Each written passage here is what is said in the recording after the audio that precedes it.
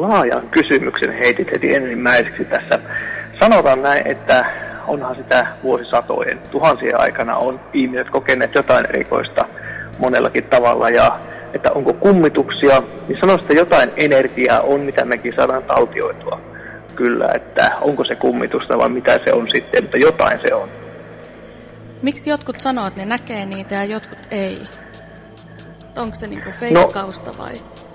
Mä en luule, että se feikkausta. Se on kumminkin jokaisen oma kokemus on semmoinen henkilökohtainen kokemus. Että sanotaan, että jotkut ihmiset on herkempiä ja toiset sitten on taas, ne ehkä jotain kokeekin, mutta ne järjellä selittää kaiken.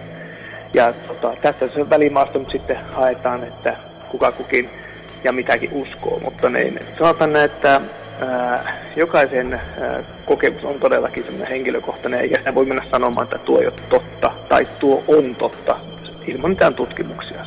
No miksi niitä sitten pelätään, jos tämmöisiä outoja asioita nähdään? Se on varmaankin aika pitkälle tuolta median puolella, että nämä ohjelmat, kaikki poltergeist-ohjelmat ja tämmöiset kummitusaiheiset, niin siinähän kumminkin tavallaan katsojia haetaan ja tämähän se koukuttaa.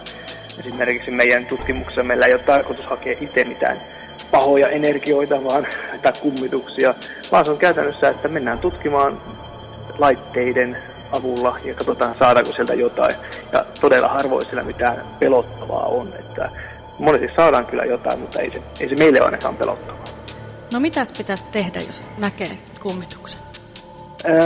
No varmaankin enemmänkin ei tehdä sillä tavalla, että kääntyä pois ja juosta karkuun, vaan enemmänkin rauhoittua ja katsoa, että mikä tuo just oli, mitä mä ehkä näin tai koin. Miettiä sillä tavalla, että voiko siinä olla joku järkiselitys, vai onko sitten joku mahdollisesti muukin nähnyt ja kokenut samalla paikalla esimerkiksi, niin sitten se menee mielenkiintoiseksi.